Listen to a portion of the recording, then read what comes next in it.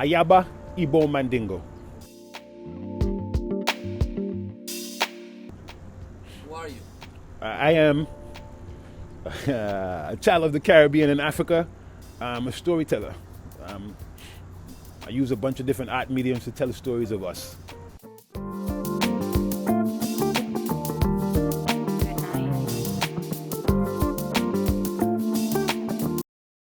What is your involvement with City Lights Gallery?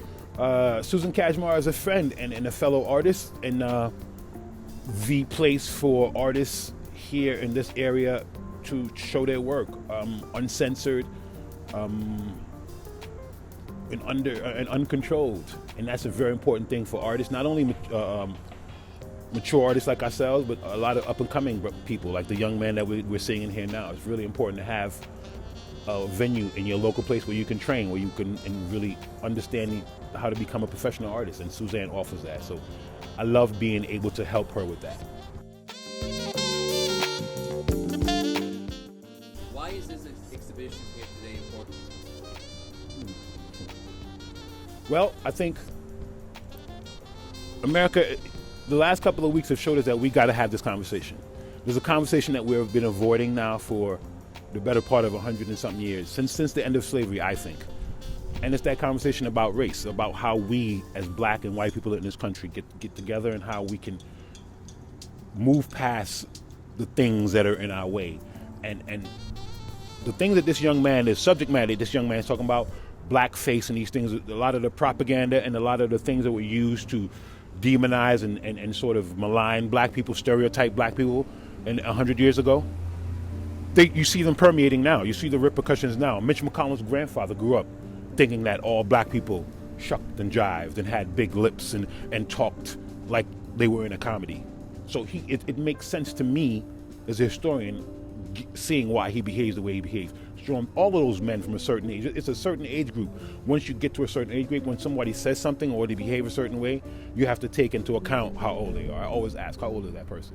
And you put that in context. You go, okay, if they were born here in America, that means they grew up in a time when these type of things were being said. So when you get a young man who was in his 20s, who's talking about addressing these kind of things and bringing them back, and they're almost spontaneous, the way they sort of erupted out of him, all you can do is support it, because you know that this is a conversation when our children, because he's literally the age of my children. My youngest child is older than him.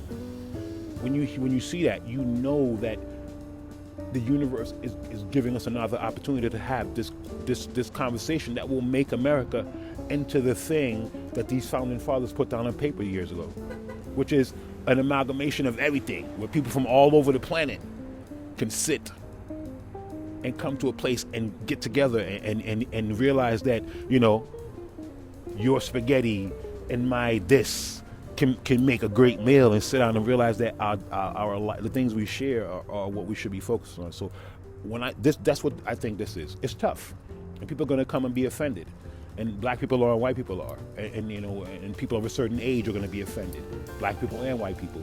But I still think it's important that we have this conversation, because we keep on putting it off, and we keep on seeing the thing get bigger. We just had a revisit of 1812 when England attacked and tried to take America back and burn the White House down a couple of weeks ago. Literally that was the last time that anybody attacked Washington D.C. with bad intentions like that. So I think it's reckoning. So I think it's awesome, and I'm glad to be a part of it.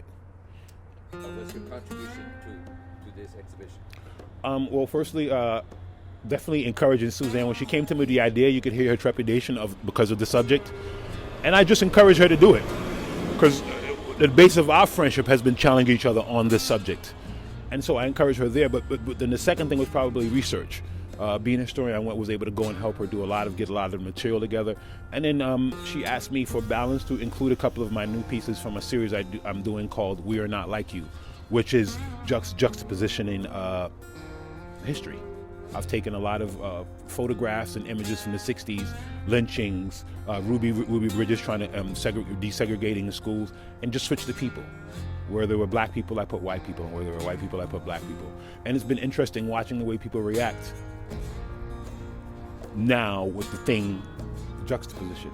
So for me, that's it. And again, that's a part of the conversation, is getting somebody, like the whole adage of, walk a mile in my shoes.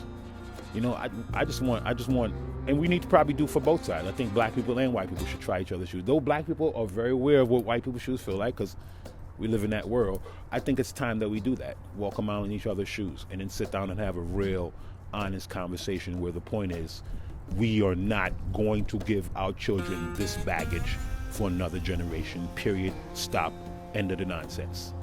What do you hope you get out of this exhibition? I hope they get this need, the importance of the need to reflect and think about our country. And I say our country even as an immigrant. I've been here 40 years. I came at 11. I'm 52 years old. So I'm here, and I have 5 American children, so I'm invested in this place. I think it's that.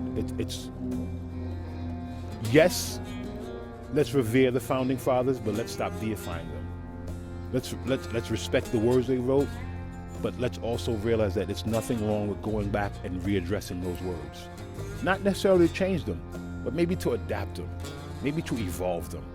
Because some of them they were backwards. So I hope that what people get out of this exhibition, I hope it starts that conversation for what America's going to be for the 21st century, because it's an opportunity. Again, being a historian, I love throwing in a little historic and significance. 100 years ago, kids his age, 24 years old, they did the same thing.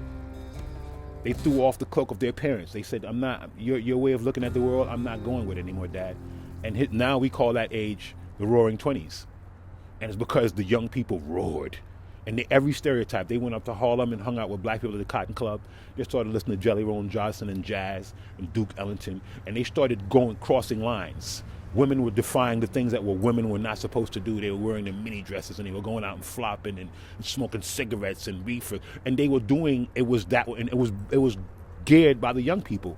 And then we probably remember a time that was even more famous after that was the era of Prohibition. And that's the reason that they had to bring Prohibition, because they were trying to figure out a way to push them young people back into the box. So they outlawed alcohol for a couple of years. But that was what motivated that whole thing, was the young people 20 years into a new century, here we are 2021, saying, nope, sorry, Mom and Dad. We're going to take your ideas, we're going to put them in a nice, pretty box, and we're going to tie them up, and we're going to send them back to the last century where they belong. And that's what we're seeing now. And you and I, we have this weird thing, because we're probably like the Midders.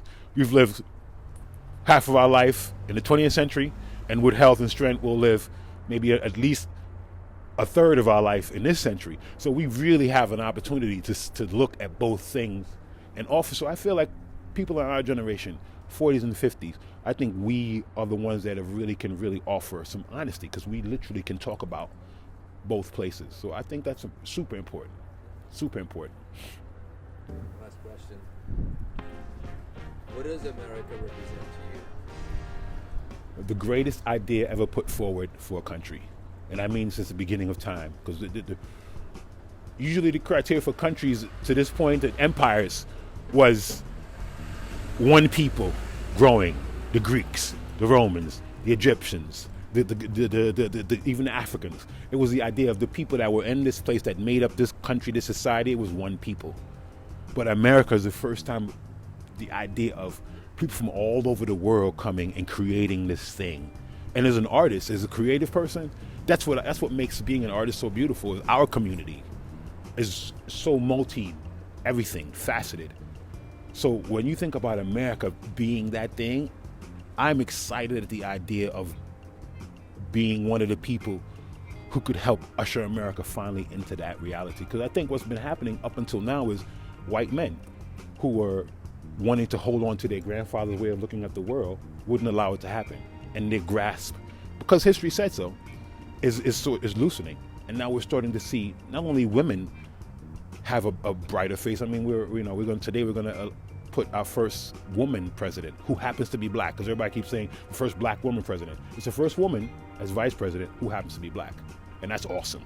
That's forward movement. So I think that's what it is. This idea of America, I think is awesome, man. I think it's awesome. What does America mean to me?